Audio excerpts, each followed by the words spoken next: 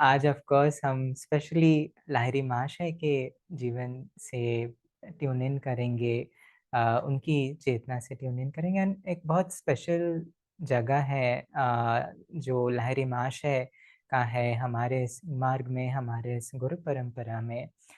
और of course क्योंकि महाअवतार बाबा जी ने जैसे कहानी जाती है कि उनके द्वारा क्रिया योग को वो वापस लेके आए इस समय पृथ्वी पर। और वो पॉइंट था जहाँ पे क्रिया योग वापस से लोगों में बाँटा जा बाँटा जाना शुरू हुआ। एंड बट जो डिफ़रेंस था पहले से और से उस पॉइंट में कि ये सिर्फ़ उन लोगों तक रखा नहीं गया जो सब कुछ छोड़ के हिमालय में या किसी रेगिस्तान में चले जाते। ये गृहस्थ के लिए खोला गया कि जो लोग जैसे बाबा जी ने कहा कि जो भी विनम्रता से तुम्हारे पास आए क्रिया की दीक्षा के लिए, इस टेक्नीक के लिए, उसे तुम क्रिया की टेक्नीक देना, उसे तुम क्रिया में दीक्षित करना। एंड ये सबसे बड़ा डिफ़रेंस था क्योंकि उसके पहले कलयुग में ये सिर्फ़ सीमित रखा जा रहा था। ये एक टेक्नीक क्योंकि एक बहुत पावरफुल टेक्नीक है, इसे सिर्फ़ कुछ जगह पे या उन उन ऋषियों के साथ या उन साधकों के साथ जो सब कुछ त्यागने के लिए तैयार थे, घर संसार छोड़ के जाने में तैयार थे, उनको दी जाती थी। बट लाहिरी महाशय के बारे में अगर हम देखें, अगर हिस्ट्री में देखें, बहुत ज़्यादा उनके बारे में नहीं लिखा गया है। इवन योगानंद जी ने जो अपनी ऑटोबायोग्राफ़ी में लिखी है, इनफैक्ट मोर और लेस काफ़ी सारा इन्फॉर्मेशन सिर्फ़ वहीं से आता है। हालाँकि कुछ और किताबें लिखी गई हैं बट इनफैक्ट योगानंद जी के शिष्य ने लाहिरी महाशय के बारे में एक किताब लिखी। काफ़ी सारी कहानियाँ उनके अलग-अलग शिष्यों से सुन के उन्होंने वहाँ पे कंपाइल की। बट बहुत सिंपल हम्बल बिगिनिंग्स थे जहाँ से लाहिरी महाशय आए थे। उनका जन्म 1828 में 1888 में हुआ और उनकी जो महासमाधि 1895 में हुई। इनफैक्ट आज हम महासमाधि सेलिब्रेट कर रहे हैं, कुछ दिनों बाद 30 सितंबर उनकी जन्म तिथि भी है। सो ये लगभग बहुत नज़दीक आती है ये दोनों दिन। एंड उनका जन्म पश्चिम बंगाल में घुर्नी करके एक जगह है, नदिया डिस्ट्रिक्ट है, वहाँ पे उनका जन्म हुआ। और जो कहानी उनके बचपन के बारे में इवन योगानंद जी लिखते हैं कि ऑफ कोर्स वो एक ब्राह्मण परिवार से थे, एक सिंपल बट अच्छा आई मीन डीप रूट्स थे उनके परिवार के, उनके माता-पिता के। एंड जो उनमें जो संस्कार दिखते कि वो छोटे से उम्र से ही 3-4 साल की उम्र से लोग उन्हें पाते कि वो ध्यान में कहीं बाहर रेत में ढके रहते, सिर्फ़ उनके गर्दन तक रेत होती, उनका सर बाहर निकला हुआ रहता और वो उसमें ध्यान मग्न होते रहते। और करीब 3-4 साल उन्होंने वो उस जगह पे उन्होंने बिताया, घुर्नी नदिया जो है डिस्ट्रिक्ट में। फिर कहा जाता है कि एक बाढ़ आई 1832 में या 33 में और उस समय उनकी माँ का भी देहांत हो गया और वो शिफ्ट कर गए पश्चिम बंगाल से बनारस में। और वहाँ पे बेसिकली उनकी पढ़ाई हुई, उनके बेसिकली जो उसके बाद की जो जो ग्रोथ है, जो आप स्कूल बोल सकते हो, जो फॉर्मल एजुकेशन है, वो उन्होंने वहाँ पे उनकी वहाँ पे ही। और ऑफ़ कोर्स बनारस, वाराणसी का जो एक आध्यात्मिक जो डेप्थ भी है, वो भी उन्हें मिला शुरुआत से ही, जो कि ऑफ़ कोर्स एक बहुत इम्पोर्टेंट चीज़ रहा है उनके जीवन में भी। और क्योंकि उस समय स्पेशली आई मीन लाहिरी महाशय कि एक आम गृहस्थ जैसे उनका था। एक अगर हम एक नॉर्मल अगर हम इन द सेंस हम किसी व्यक्ति को देखेंगे कि क्या होगा, वो पढ़ाई करेगा, फिर पढ़ाई-लिखाई करके नौकरी करेगा, शादी करेगा, संसार करेगा, उनका जीवन भी वैसे ही था। एंड इनफैक्ट क्योंकि ये 1800 सन 1820, 30, 35 की बात है, तो उस समय बहुत जल्द विवाह हो जाता था, तो उनकी विवाह भी करीब उनकी जब 18 साल की उम्र थी, उस समय हो गई थी। और फिर क्योंकि उस समय वही होता था कि बहुत यंग जो विवाह है हो जाता था। और फिर उनके वो शायद जब 22-23 साल के थे उन्होंने अपनी पढ़ाई कंप्लीट की और जो मिलिट्री इंजीनियरिंग डिपार्टमेंट है गवर्नमेंट की, ब्रिटिश गवर्नमेंट उस समय था ऑफ कोर्स भारत में, और वहाँ पे वो एक अकाउंटेंट की नौकरी में वो जुड़ गए और वो कंटिन्यू रहा कि जैसे ऑफ कोर्स जो सांसारिक जीवन होता है कि वो कंटिन्यू करते गए। ऑफ कोर्स काफ़ी एफर्ट दिया उन्होंने। ये कहा जाता है कि उनके पूरे करियर में अगर हम वैसे देखें तो काफ़ी सारे प्रमोशंस भी उन्हें मिले हैं। बहुत हाईली रिगार्डेड थे वो इवन अपने कार्यस्थल में। लाहिरी महाशय ऑफ कोर्स अपने गृहस्थ में उनके उनकी धर्मपत्नी थी, उनके 2 बच्चे थे, 2 लड़के थे, 3 कोरी 2 कोरी, जो कि बहुत ऑफ कोर्स बाद में जाके वो भी बहुत महान संत बने। एंड इसके अलावा ये भी कहा जाता है कि ऑफ कोर्स लाहिरी महाशय अलग-अलग स्थानों पे, क्योंकि गवर्नमेंट उन्हें ट्रांसफ़र करती थी, अलग-अलग जगह पे ले जाती थी। तो अलग-अलग जैसे गाज़िया आई थिंक मिर्ज़ापुर, दानापुर, गाज़ियाबाद अलग-अलग जगह पे उनकी वो ट्रैवल किए, ट्रांसफ़र हुआ उनका।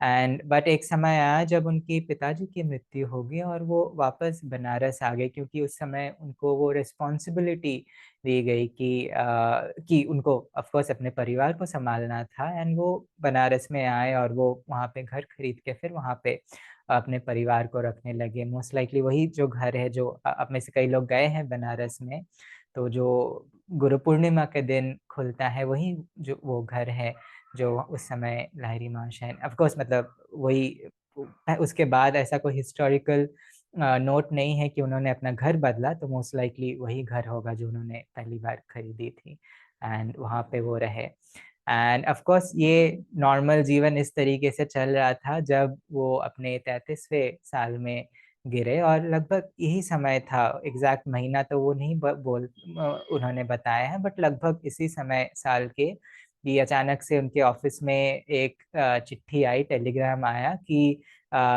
उनको श्यामाचरण लाहिरी को ट्रांसफ़र कर दिया जाए रानीखेत में इमीडिएटली। और वो गए वहाँ पे। ऑफ़ कोर्स कहानी हमें पता है एंड कि उस पे मैं आऊँगा, बट मैं ये पढ़ रहा था एंड ऑटोबायोग्राफी में गुरुजी ने बहुत इंटरेस्टिंग वो पैराग्राफ लिखा इसी पॉइंट के ऊपर कि ऑफ कोर्स एक साधारण जीवन चल रहा था, इवन लाहिरी महाशय के लिए भी सब कुछ ठीक था, नौकरी थी, घर परिवार था। फिर अचानक से वो पॉइंट आया जब वो अपने गुरु से मिले।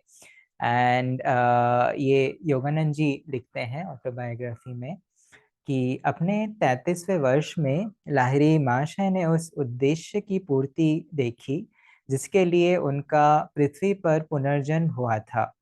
राख से ढकी चिंगारी बहुत समय से सुलगती हुई उसे लौ में फूटने का अवसर मिला। राख से ढकी चिंगारी बहुत समय से सुलगती हुई उसे लौ से फूटने का अवसर मिला। दिव्य विधान मानवीय दृष्टि से ओझल रहस्यमय ढंग से सब वस्तुओं को बाहरी रूप से उचित समय पर प्रकट करता है। वे अपने महान गुरु बाबा जी से रानीखेत के पास मिले और उनके द्वारा क्रिया योग में दीक्षित हुए। ये एक बहुत इम्पोर्टेंट पॉइंट है, लाइन है जो योगानंद जी ने लिखी कि दिव्य विधान मानवीय दृष्टि से ओझल रहस्यमय ढंग से सब वस्तुओं को बाहरी रूप में उचित समय पर प्रकट करता है। एंड ये मुझे इतना इंटरेस्टिंग इसलिए लगा कि ये सिर्फ लाहिरी महाशय के जीवन में ही नहीं कि अचानक से ऑफ कोर्स वो चिंगारी उनके अंदर थी कि वो एक अवतार थे, वो कई जन्म पहले वो ऑफ कोर्स मुक्त हो गए थे, बट वो ये ड्रामा प्ले कर रहे थे जो ये नाटक है। बट ये जैसे गुरुजी भी हमें बताते हैं कि जब वो इस स्वप्न में होते हैं, इस नाटक में होते हैं, ऐसा नहीं है कि वो एक पैर इधर रखते हैं, एक पैर वो उधर पे, वो पूर्ण रूप से होते हैं, वो पूर्ण रूप से मानवीय जीवन से गुजरते हैं, हमारे जो इमोशंस हैं, जो स्ट्रगल्स हैं, उनसे वो गुजरते हैं। और क्यों गुजरते हैं? क्योंकि वो हमें दिखाना चाहते हैं कि सही रास्ता क्या होता है, सही तरीके से हम अपना जीवन कैसे जी सके, सही एटीट्यूड क्या होना चाहिए। एंड वो उसे वैसे और जब तक वो कंप्लीटली नहीं गुजरते हैं उन एक्सपीरियंस से, वो हमें फिर लगेगा कि ये तो सुपरफिशियल है कि नहीं, बट वो सारे उन एक्सपीरियंसेस से गुजरते हैं ताकि हमें वो दिखा सके। एंड लाहिरी महाशय के लिए भी यही था कि इवन जब बाबा जी से उनकी मुलाकात हुई, बाबा जी ने उन्हें बोला कि ये जो केव था वहाँ पे ये तुम्हारा स्थान होता था, ये तुम्हारा आसन, ये तुम्हारा कमंडलू, कि तुम इससे ये तुम्हारे चीज़ें हैं। और वो लाहिरी महाशय को एकदम लग रहा था ये कौन है? कौन बाबा मुझे अंग्रेज़ी में बात कर रहे हैं और बाइबल के कोट्स बोल रहे हैं और ये सारी मेरी चीज़ें, मुझे अपने ऑफ़िस वापस जाना है, जो हम आम तौर पे लोग सोचेंगे। और फिर बाबा जी उन्हें स्पर्श करते हैं और उन्हें अपने पूर्व जीवन के बारे में सब कुछ याद आ जाता है। बट ये पॉइंट जो जो मैंने हाइलाइट किया, ये हमारे लिए बहुत इम्पोर्टेंट है, क्योंकि काफ़ी समय हम भी सोचते हैं ना कि मैं इसके लायक हूँ कि नहीं, मैं क्रिया तो मिल गई, मैं कितना कर पा रहा हूँ, या मैं इतने साल बाद मेरी आधी उम्र बीत गई, अब मैं आध्यात्मिक मार्ग में आया हूँ। बहुत सारे ऐसे डाउट्स आते रहते हैं एंड क्वेश्चंस आते रहते हैं, मैं इतना अच्छा नहीं हूँ या मैं इतना काबिल नहीं हूँ। हमें नहीं पता है कि हमारी अब तक की जर्नी कैसी रही है, कि ये जैसे स्वामी जी एक बहुत सुंदर एग्जाम्पल बोलते हैं कि अगर जब हम दीवार से कोई कील निकालते हैं, जब तक कील पूरी तरीके से निकल नहीं जाता, हमें पता नहीं दीवार के अंदर कितनी है, हमें उतना ही प्रेशर डाल के उसे निकालना पड़ता है। बट काफ़ी समय होता है बस इतना सा ही बाकी है, बट हमें वो रियलाइज़ेशन नहीं है कि हम कितने नज़दीक हैं। एंड और ये हमारे लिए भी है कि हम जो स्पेशली इस मार्ग में आए हैं, हम ये इन गुरुओं के सामने आए हैं कि हम काफ़ी सारी जर्नी पीछे ऑलरेडी हो चुकी है एंड सामने की जर्नी काफ़ी छोटी है। काफ़ी समय हमें लगता है क्योंकि चैलेंजेस ऐसे आ जाते हैं, परिस्थितियाँ ऐसे आ जाती हैं कि हमें काफ़ी सारे डाउट्स होने लगते हैं या शंकाएँ मन में होने लगती हैं। बट ये विश्वास रखना इसलिए ये इतना इम्पोर्टेंट है कि ये रखना कि जो दिव्य विधान है वो जो गुरुएँ हैं, वो हम पर नज़र रखे हुए हैं कि वो देख रहे हैं। जब हम कोई भी चीज़ सक्सेसफुली करते हैं, वो पीछे से हमें बोलते हैं कि वेरी गुड, बहुत अच्छे और आगे बढ़ो। एंड जब हम मान लीजिए कोई गलती करते हैं या सही नहीं कर पाते हैं, वो हमें बोलते हैं, चीयर करते हैं कि कोई बात नहीं, तुम और ट्राई करो, बस इतने ही दूर हो तुम। और ये डिफ़रेंस है। और अगर हम और तो हमारे लिए क्या है कि हमारे लिए अगर हम देख पाते कि हम कितने नज़दीक हैं कि तो चीज़ें आसान हो जाती। बट ये सृष्टि ही ऐसी है, नियम ही ऐसे कि हम काफ़ी समय देख नहीं पाते कि हम कितने नज़दीक हैं, और इसलिए ये इतना वही हमारी परीक्षा हो जाती है कि हमें और थोड़ा और एफर्ट डालना पड़ता है, वो विश्वास और रखना पड़ता है। कि परिस्थितियाँ आती हैं, काफ़ी समय हमें डर लगता है, मन में शंकाएँ होती हैं, और वेरी इंटरेस्टिंगली गुरुजी और स्वामी जी दोनों बताते हैं कि फॉर एग्ज़ाम्पल डर जो है उसको हम सामना कैसे करें, कि हम साहस ऑफ़ कोर्स ज़रूरी है, बट साहस भी कहाँ से आता है? वो प्रेम से आता है, वो उस विश्वास से आता है उस दिव्य शक्ति के ऊपर, दिव्य माँ के ऊपर या गुरुओं के ऊपर। एंड वो बहुत ज़रूरी है।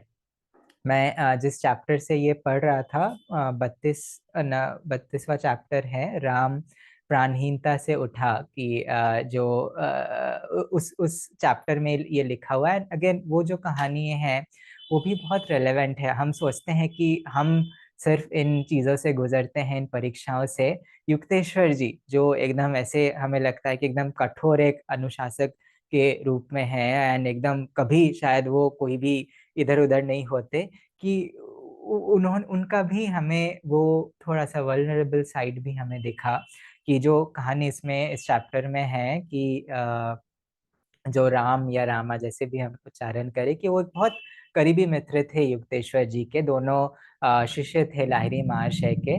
और जो ये राम थे वो थोड़े से शर्मीले थे, और तो वो आमतौर पे बाहर नहीं जाया करते या दूसरों के साथ उतना बात नहीं करते। बट एंड काफ़ी समय वो लाहिरी महाशय को मिलने रात में 12 बजे जाते, क्योंकि उस समय काफ़ी शिष्य वहाँ से चले गए होते और गुरु शांत होके बैठते, वो बस गुरुजी के चरणों पर वो बैठते, ध्यान करते, अगर गुरु कुछ बोलते या कुछ व्याख्या कर रहे होते गीता की, तो वो सुन के और फिर सुबह उठ के चले जाते। बट युक्तेश्वर जी बोलते कि मुझे उसकी कंपनी बहुत अच्छी लगती, कि कि उसमें एक बहुत गहरा आध्यात्मिक गहरापन था उसके अंदर, उसके हृदय में, कि वो जब मेरे साथ चीजें बांटा करते मुझे बहुत अपलिफ्टेड महसूस होता, मुझे बहुत अच्छा लगता, मुझे उसकी मित्रता बहुत अच्छी लगती।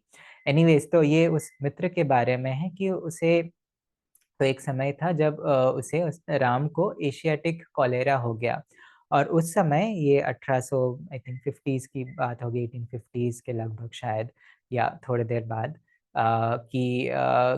और मे बी, मैं टाइमिंग मुझे क्लियर नहीं है, बट एनीवेज मिड 80s के बाद, 1800s के बाद से तो एशियाटिक कैलरा उस समय ट्रीटेबल नहीं थी, कि अगर किसी को हो जाती तो काफी समय ये इवन लोगों की जान चली जाती, कि इस तरीके का वो खतरनाक वो बीमारी थी। एंड क्योंकि इवन लाहिरी महाशय भी ये कहा करते कि अगर तुम बीमार पड़े हो, डॉक्टर का उनको बुलाओ, उनका ट्रीटमेंट लो, कि उन्होंने ये विज्ञान है वो पढ़ा है तो कुछ बेनिफिट होगा। तो कभी वो मना नहीं करते कि तुम तो योग के मार्ग में हो तो दवाइयाँ क्यों तुम्हें चाहिए, तुम साधना से करो, नहीं, जो प्रैक्टिकल है वो हमें प्रैक्टिकल होना चाहिए इन चीज़ों में। एनीवेज, तो युक्तेश्वर जी उन्होंने डॉक्टर को बुलाया, और वो डॉक्टर राम को देखने लगे, और कभी की और उनको बोले कि नहीं, उनकी तबीयत तो बहुत ज़्यादा खराब है। और ये सुनते ही युक्तेश्वर जी डर के उनके गुरु के पास, लाहिरी महाशय के पास गए, और लाहिरी महाशय को बोला कि गुरुजी, राम की तबीयत बहुत खराब है, एंड प्लीज कुछ कीजिए। और लाहिरी महाशय बोलते हैं कि तुम चिंता मत करो, वो ठीक होगा, वो अच्छा रहेगा, डॉक्टर्स देख रहे हैं उसे, कोई चिंता की बात नहीं है। और ऑफ कोर्स, जब गुरु आपको ये बोलते हैं कि अच्छा सब कुछ ठीक हो जाएगा, सब ठीक हो जाएगा, चिंता एकदम मन से हट जाता है। क्या होता है, युक्तेश्वर जी शांत मन से वापस जाते हैं, जाके देखते हैं कि उसकी तबीयत, राम की तबीयत और ज्यादा खराब हो चुकी होती है, और उन्हें समझ में नहीं आता कि क्या हो रहा है। और वो फिर, और डॉक्टर्स बोलते हैं बहुत उनकी तबीयत खराब है, शायद 2-3 घंटे हैं वो जीवित रहेंगे और फिर उनकी मृत्यु हो जाएगी, हम कुछ नहीं कर सकते हैं। ये सुनते ही युक्तेश्वर जी वापस भागते हुए लाहिरी महाशय के पास जाते हैं, और बोलते हैं कि गुरुजी, डॉक्टर्स बोल रहे हैं उनकी तबीयत, उसकी राम की तबीयत बहुत खराब है, मैं अभी देख के आया हूँ, प्लीज कुछ कीजिए। और लाहिरी महाशय बोलते हैं कि तुम चिंता क्यों कर रहे हो, डॉक्टर्स अपना काम कर रहे हैं ना, कि कुछ नहीं होगा उसे। और तो वो वापस जाते हैं, और वापस जाके फिर देखते हैं कि उसकी तबीयत और ज्यादा खराब हो चुकी होती है। और युक्तेश्वर जी को कुछ समझ में नहीं आता है कि एक तरफ गुरुजी बोल रहे हैं ठीक हो जाएगा, बट उसकी हालत और खराब होती जा रही है, और खराब होती जा रही है। और फिर वो उसको सोच के उसको उसकी बस देख रेख में वो लग गए, और ऐसे ही हुआ कि बस शायद कुछ घंटों में उसकी जान चली गई, कि वो इतना, और डॉक्टर्स एक नोट लिख के चले गए कि हम कुछ नहीं कर सकते, ये बियॉन्ड हमारे कैपेसिटी है, हमें माफ कर दीजिए। एंड एशियाटिक कॉलरा ऐसी एक बीमारी होती है जहाँ पे आखिर समय तक जो पेशेंट है उसमें वो कॉन्शियसनेस, वो अवेयर होते हैं, कॉन्शियस होते हैं। तो युक्तेश्वर जी को बोलते हैं कि युक्तेश्वर, तुम जाके गुरु जी को बोलो कि मैं और नहीं जीवित रहूंगा, मेरे शरीर को वो ब्लेस करे और मुझे आशीर्वाद दे, और तुम जाके बोलो। और फिर उसी समय उनका देहांत हो जाता है। और फिर युक्तेश्वर जी जाते हैं लाहिरी महाशय के पास, और ऑफ कोर्स वो इमोशंस उनके अंदर जारी थे, और लाहिरी महाशय बहुत एकदम एक स्माइल के साथ उन्हें पूछते हैं, सो युक्तेश्वर कैसा है राम। और बोले, और वो रिएक्ट करते हैं कि गुरुजी, आपको अभी पता चल जाएगा थोड़ी देर में, जब आप उसके निष्प्राण शरीर को आप देखोगे कि वो हमारे साथ नहीं है। और वो रोने लगे गुरुजी के सामने, लाहिरी महाशय के सामने। लाहिरी महाशय उन्हें बोले कि संभालो अपने आप को युक्तेश्वर, बैठो यहाँ पे और ध्यान करो। और ऑफ कोर्स दोपहर का समय था, दोपहर बीती, शाम बीता, रात हो गई, सुबह का समय था, युक्तेश्वर जी फिर भी विचलित थे। और फिर सुबह उठ के लाहिरी महाशय बोले कि तुम अभी भी विचलित हो, कि अच्छा जाओ, तुम्हें मुझे कल बताना चाहिए था कि तुम कुछ भौतिक कुछ चीज मांग रहे हो जो मैं तुम्हें दे सकूं। और वो कुछ समझ नहीं पाया, और ऑफ कोर्स जब बोले कि जाओ वहाँ पे उस दिए में ये तेल रखा गया है, वो तेल उठाओ एक छोटे डब्बे में और उसका 7 बूंद राम के मुँह में डालना। एंड तो क्या होता है कि फिर जैसे ही युक्तेश्वर जी जाते हैं, वो बूंद उसके मुँह में डालते हैं, अचानक से वो शरीर काँपने लगता है और उसमें जीवन वापस से आ जाती है। एंड युक्तेश्वर जी को बोलते हैं कि मैं अचानक से देखा लाहिरी महाशय आए एक प्रकाश के रूप में और वो मुझे बोले कि तुम वापस जाओ तुम अपने शरीर में और युक्तेश्वर जी के साथ मेरे पास आओ तुम।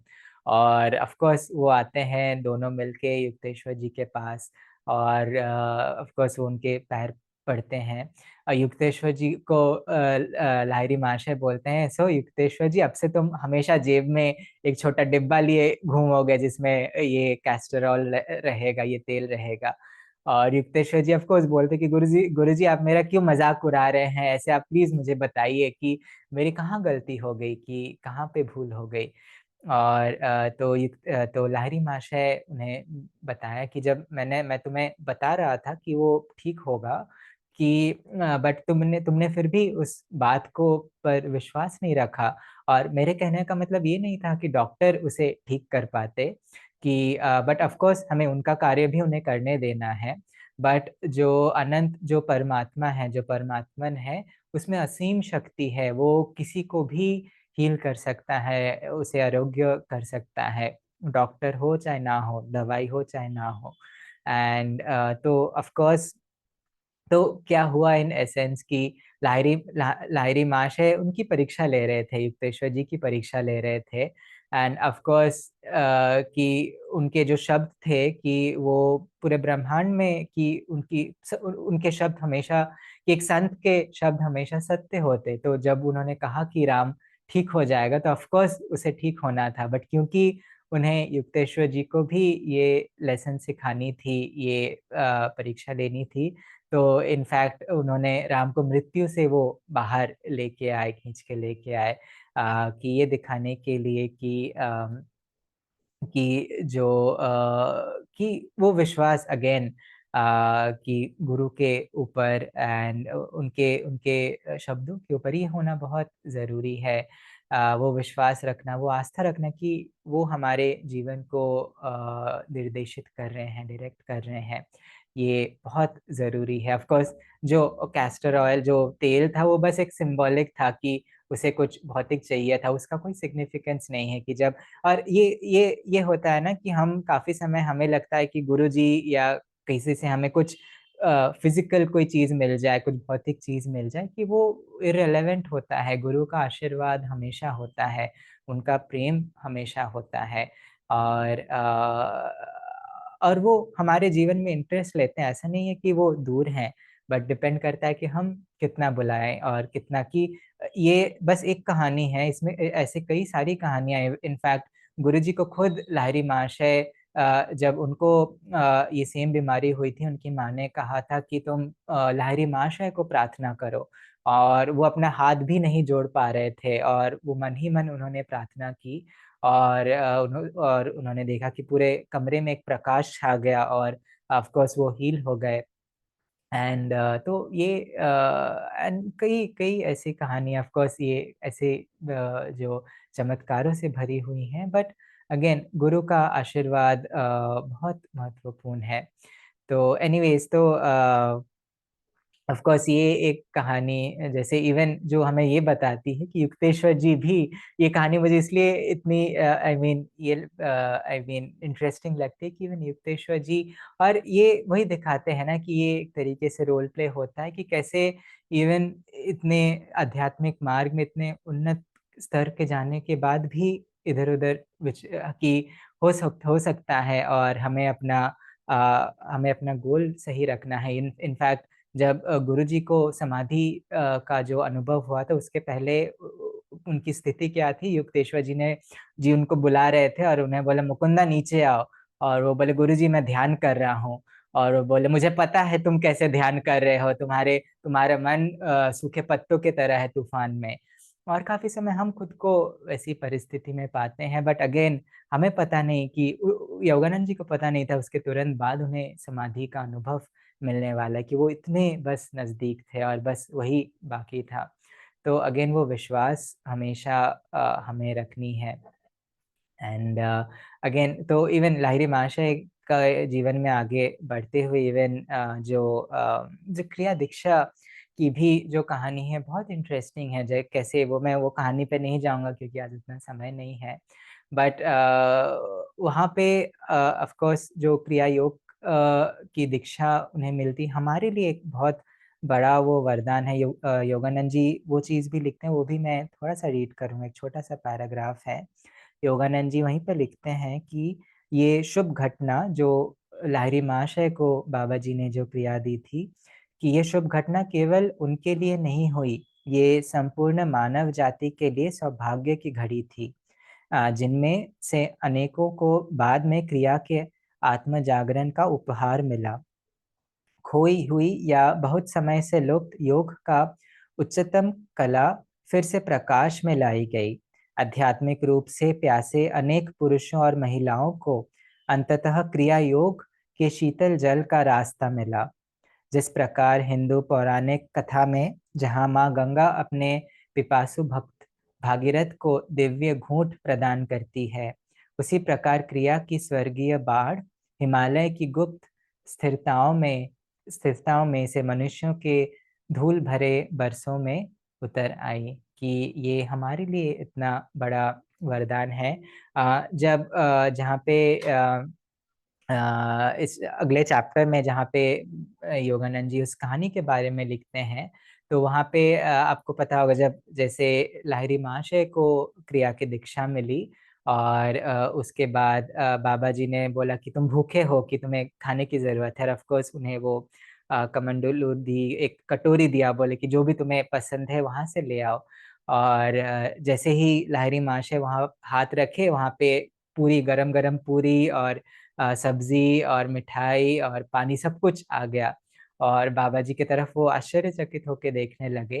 एंड बहुत इंटरेस्टिंगली जो बाबा जी ने कहा कि ये है कि बहुत कम लोगों को पता है कि the kingdom of God also entails the kingdom of mundane world, की जो ब्रह्मांड है, जो साम्राज्य है, जो ईश्वर का जो साम्राज्य है, उसमें ये जो भौतिक जगत है उसकी भी जो हमारी आवश्यकताएं हैं वो भी आ जाती है। बट भौतिक जगत में ईश्वर का साम्राज्य हमें नहीं मिल सकता। सो जैसे इवन क्राइस्ट भी, जीसस क्राइस्ट हमें बताते हैं ना कि seek ye first the kingdom of God and everything else shall be added unto you, कि पहले ईश्वर के साम्राज्य को ढूंढो कि तुम्हें तुम्हारी जो भी ज़रूरतें हैं वो पूरी हो जाएगी, बट हमारा उद्देश्य सही होना चाहिए।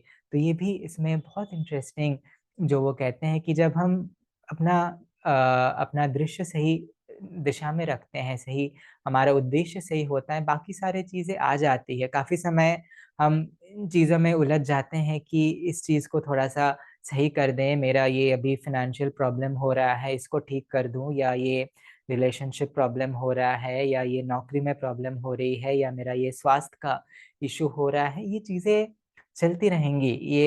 कि बट अगर हमारा फ़ोकस अगर सही दिशा में होता है कि ठीक है, कि जो चीज़ें हैं कि पहले जैसे इवन लाहिरी महाशय बताते कि कि क्रिया के द्वारा हर चीज़, हर समस्या का समाधान तुम क्रिया के द्वारा तुम्हें मिलेगा। तो अगर हमारा एंड इसका अर्थ क्या है कि जब हम और ये क्यों काम करती है? क्योंकि उस दिव्य चेतना में, परम चेतना में हर एक समस्या का समाधान मौजूद है। हमें कुछ इनोवेट नहीं करना पड़ेगा। हमारे लिए क्या ज़रूरी है?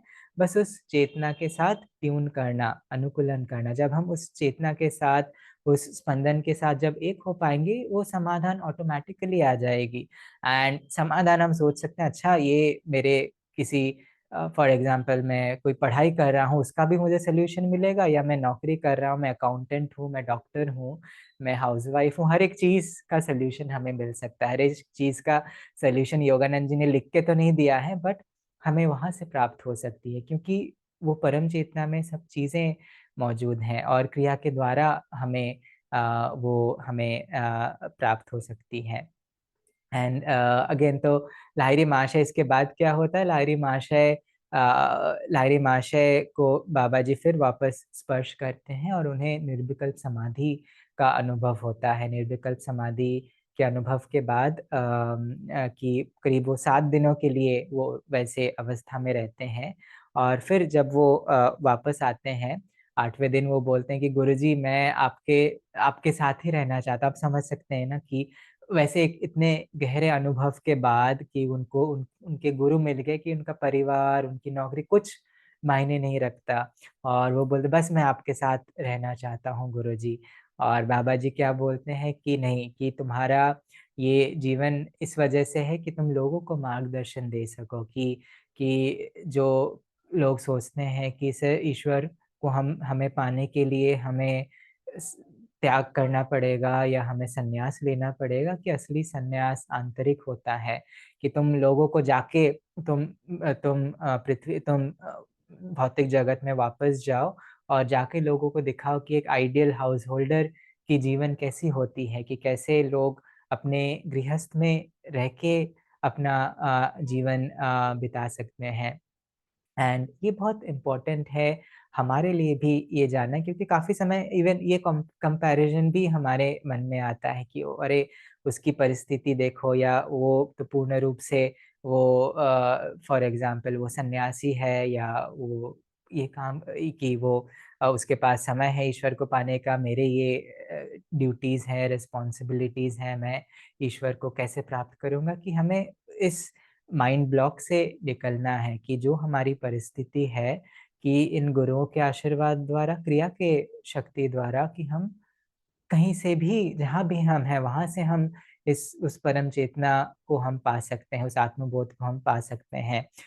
माफ्तर बाबा जी लाहिरी महाशय को बोलते हैं कि जो जो व्यक्ति निस्वार्थ रूप से संसार में अपना कार्य करते रहेगा, कि बिना किसी एक्सपेक्टेशन के या बिना किसी कि मुझे ये चाहिए या मुझे वो करना है, कि नहीं ये मेरी ड्यूटीज़ है, और उसे निष्ठापूर्वक करता रहेगा, कि ये निश्चित है कि उसे आत्मबोध प्राप्त होगा, उसे वो चेतना प्राप्त होगी, कि जो ड्यूटीज़ हमें ईश्वर ने दी है, वो कुछ भी हो सकता है। शायद आपकी ड्यूटी हाउसवाइफ होना है, आपकी ड्यूटी कोई बिज़नेस चलाना है, आपकी ड्यूटी हो सकता है दूसरों को पढ़ाना है, या जो भी है, हम अलग-अलग लेवल्स पे हैं, अलग-अलग चीज़ें हैं, बाहरी रूप से इन द सेंस अलग चीज़ें हैं। वो जब हम पूर्ण रूप से, पूर्ण निष्ठा के साथ करते हैं और अपनी ऑफ कोर्स एक बैलेंस के साथ, लाहिरी महाशय का जीवन अगर हम देखेंगे कि एक बैलेंस था, कि वो एक तरफ वो नौकरी करते, सुबह वो जाते, इतना चल के जाते, इतना समय वो ऑफ़िस में बिताते, वापस आते, फिर वो अपना ध्यान करते। फिर ऑफ कोर्स थोड़े समय बाद उनके शिष्य आते, उनके शिष्यों के साथ वो आध्यात्मिक ये शिक्षाएँ साझा करते, बट एक बैलेंस जो था उनके जीवन में, वो हमारे लिए भी बहुत ज़रूरी है। एक इंटरेस्टिंग एक कहानी जो न्यायस्वामी ज्योतिष जी शेयर कर रहे थे। न्यायस्वामी ज्योतिष जी हमारे वर्ल्ड वाइड स्पिरिचुअल डायरेक्टर्स हैं, आई एम श्योर सभी जानते हैं। तो एक समय था जब वो स्वामी जी के साथ कुंभ मेले में थे, और तो कुंभ मेले में जैसे होता है कि कई ऐसे नागा साधु जा रहे थे, और वो उन्हें देख के बहुत प्रेरित हो गए, और उनके मन में ये विचार आया, ये ख़्याल आया कि मैं अपना पूरा जीवन कि इस तरीके से मैं बिता सकता हूँ, मुझे कोई भी अफ़सोस नहीं होगा कि मैं अपना कि इस तरीके से, कि पूर्ण रूप से उस तरीके का बाहरी संन्यास में लेके रह पाऊँगा। और उसके बाद उनके मन में आवाज़ आया, जैसे गुरुजी उन्हें बोल रहे हैं कि तुम ऐसा ऑलरेडी कर चुके हो, कि तुम्हारा अब कार्य है कि तुम संसार में रहो और संसार में एक उस आंतरिक त्याग के साथ जियो, कि be of this world but not of it. ये महाअवतार बाबा जी ने लाहिरी महाशय को कहा था कि इस सृष्टि में रहो, इस ब्रह्मांड में रहो, बट इसके इससे तुम कोई भी यहाँ पे आसक्तियाँ, अटैचमेंट्स डेवलप मत करो, या इससे तुम मुक्त रहो। और इसका मतलब ये नहीं है कि हम इंडिफरेंट हो जाए, कि हमें फ़र्क नहीं पड़ता कि कैसे हो, कि ये गुरु वैसे नहीं है, ये बहुत इंटरेस्ट लेके अपना कार्य करते, बट ये प्रभावित नहीं होते बाहरी जीवन से, और क्रिया हमें ये शक्ति देती है कि हम वैसा कर पाएँगे। एंड ऑफ़ कोर्स उस समय ज्योतिष जी विवाहित नहीं थे, हमें पता है उसके बाद ऑफ़ कोर्स वो और देवी जी वो उनकी विवाह हुई, उनका एक पुत्र हुआ और ऑफ़ कोर्स वो हाईली एडवांस्ड हैं इस मार्ग में, हमारे स्पिरिचुअल डायरेक्टर्स हैं और वो भी हमें वो एक आइडियल बैलेंस दिखाते हैं कि कैसे हम संसार में रह के अपनी ड्यूटीज़ पालन करते हुए भी उस चेतना के साथ हम एक रह पाएँगे। हमें अलग होने की कोई आवश्यकता नहीं है। एंड ये हमें ये चीज़ हमारे जीवन में लानी है कि ये लाहिरी महाशय क्यों आए, ये अवतार क्यों आए? हमें ये बताने के लिए कि हम भी वो कर सकते हैं। ये दिखाने के लिए नहीं कि देखो मैं कितना महान हूँ, कि मैं क्या-क्या कर सकता हूँ। उन्हें ये दिखाने का उनका कोई अहंकार नहीं है, उन्हें किसी को दिखाना नहीं है। बट वो इसलिए आए हैं कि वो हमारी क्षमता को हमें दिखा सके। कि हम क्या कर सकते हैं और कि और जैसे योगानंद जी बोलते कि तुम कोशिश कि कम से कम तुम्हारी ये इतना अपना उद्देश्य रखो कि तुम इस जीवन में तुम एक जीवन मुक्त बनो। जीवन मुक्त की स्थिति निर्विकल्प समाधि की स्थिति की होती है, जहाँ पे हमारी चेतना उस स्तर पे होती है और काफ़ी समय देवी जी ये कहानी ये शेयर करती कि मुझे स्वामी जी ने भी काफ़ी समय ये कहा और मुझे लगता कि ये कैसे संभव होगा कि मैं ये कर सकती हूँ कि नहीं, मैं शायद नहीं, मैं ये नहीं कर सकती। एंड हमें भी वो सेम चीज़ लगता होगा बट हम नहीं करते हैं। असली बात है कि मैं नहीं करता या हम नहीं ये कर सकते हैं। हम ईश्वर की कृपा के बिना, उनके शक्ति बिना हम नहीं कर सकते। तो हमारा क्या रोल है? हमारा रोल है कोऑपरेशन विथ ग्रेस, उनकी कृपा के साथ कोऑपरेट करना, उनके आशीर्वाद के साथ कोऑपरेट करना कि जिस मार्ग से वो हमें ले जा रहे हैं, उसे रेज़िस्ट नहीं करना बट करना कि ठीक है, अगर आप ये चाह रहे हैं, आप मेरे साथ इस चीज़ को करें। आप मुझे ये परीक्षा दे रहे हैं, आप मेरे साथ ये करें। एंड तब ये सारी चीज़ें संभव होती हैं। गुरु के कृपा से, ईश्वर की कृपा से कोई भी ऐसी चीज़ नहीं है जो असंभव हो हमारे लिए। एंड मैं इसके साथ एंड करूँगा जी कि इवन लाहिरी महाशय जो बताते हैं कि बाबा जी के बारे में वो बताए कि वो बहुत इंटरेस्टेड हैं हमारे प्रगति के लिए और कोई भी अगर अपने सच्चे हृदय से उन्हें प्रार्थना करता है, उन्हें एक इंस्टेंट स्पिरिचुअल ब्लेसिंग मिलती है, एक तुरंत एक आध्यात्मिक एक आशीर्वाद मिलता है। ये हमें नहीं भूलना है, ये एक बहुत बड़ी चीज़ है। अ, और इसके लिए अगर हम हमें हृदय से पुकारने के लिए ज़रूरी नहीं है कि हम इतनी क्रियाएँ करके, इतने देर ध्यान में बैठ के फिर हम प्रार्थना करेंगे तो बाबा जी सुनेंगे या मैं ये सारी चीज़ें करके फिर बाबा जी सुनेंगे कि हमें हमारे सबसे खराब सिचुएशन में भी वो हमारे हृदय को सुनेंगे। बट ज़रूरी है हमारे हृदय से उन्हें पुकारना कि आप मुझे इस अंधकार से बाहर निकालिए एंड वो निकालेंगे बट हमें चाहना पड़ेगा कि वो इच्छा हमारे अंदर से आनी चाहिए कि जो ये कहा जाता है कि हर एक इच्छा की पूर्ति होती है, ये संसार का नियम ऐसा है एंड ईश्वर को पाना भी एक इच्छा है, जो हमें इन बाकी इच्छाओं से मुक्ति प्रदान करती है, बट वो इच्छा होनी बहुत ज़रूरी है। वो बीज है जो हमें उस आत्मबोध तक ले जाएगी। चलिए इस प्रेरणा के साथ आखिरी 10 मिनट के लिए हम थोड़ा-सा ध्यान करेंगे एंड स्पेशली आज के दिन लहरी महाशय के साथ कोशिश कीजिए उनकी उनकी उपस्थिति में ऑफ़ कोर्स वो हैं हमारे साथ, उनकी उपस्थिति में ध्यान करने की कोशिश कीजिए। बस एक छोटा-सा मैं भजन करूँगा और फिर हम ध्यान में जाएँगे।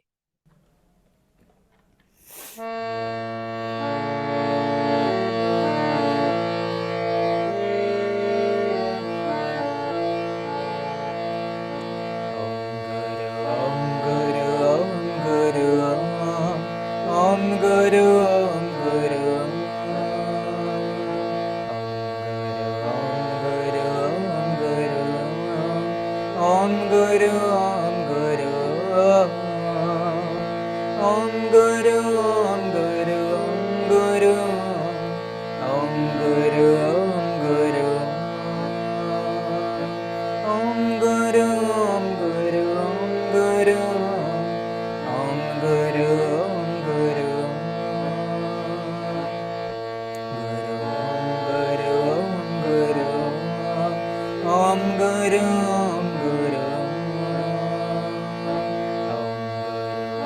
गुरु गुरु ओम गुरु गुरु गुरु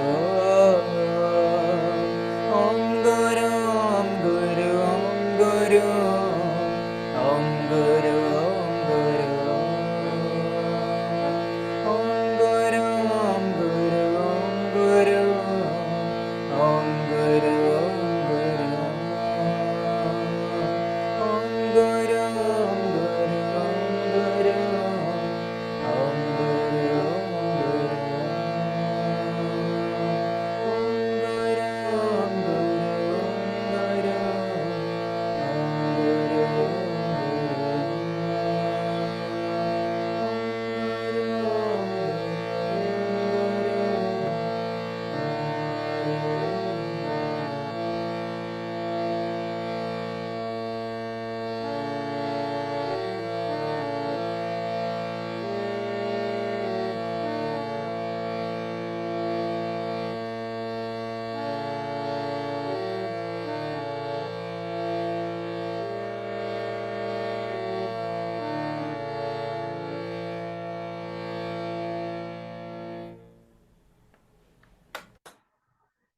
सीधे होके बैठ जाएंगे। अपने शरीर को शिथिल करने के लिए हम एक टेक्निक करेंगे। दोहरा सांस लीजिए, पूरे शरीर को कसिए, दोहरा सांस छोड़िए, पूरे शरीर को शिथिल करें। 2 बार और।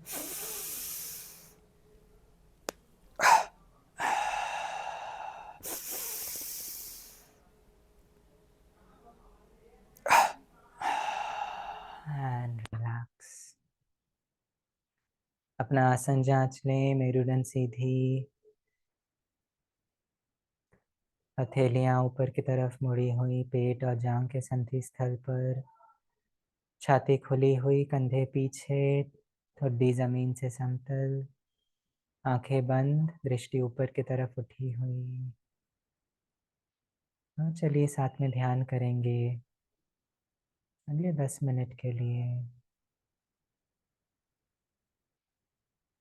अब कोई भी टेक्निक चाहे तो कर सकते हैं। क्रियाबान सब 14 क्रियाएं करके साइलेंस में बैठ सकते हैं। बाकी लोग आप हंसा जानते हैं या कोई भी टेक्निक जानते हैं, इसका अभ्यास कर सकते हैं। खास कर कोशिश कीजिए आज लहरी महाशय के साथ इस साधना को करने की। महसूस करें वो आपके साथ हैं, वो आपके भीतर हैं और हर एक प्रैक्टिस वो आपके साथ कर रहे हैं।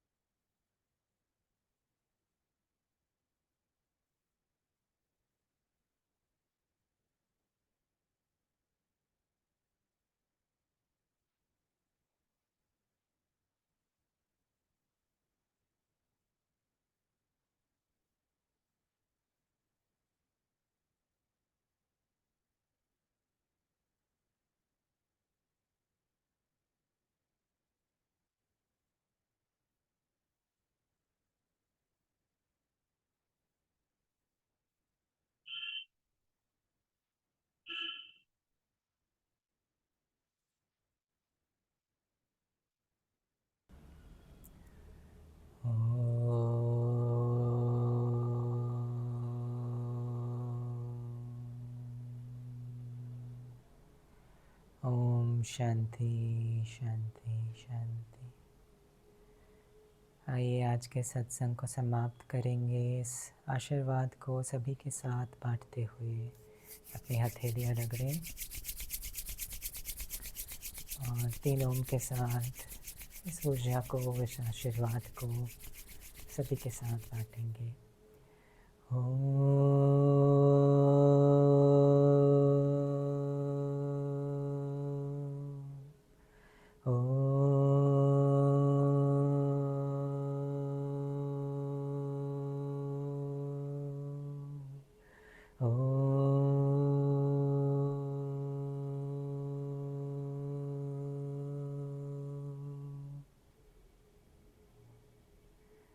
ओम शांति शांति शांति। आप सभी का बहुत बहुत धन्यवाद।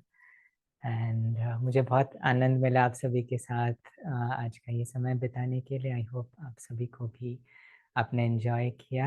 एंड वापस हम मिलेंगे। आप सभी बहुत अच्छे रहिए। ओम गुरु।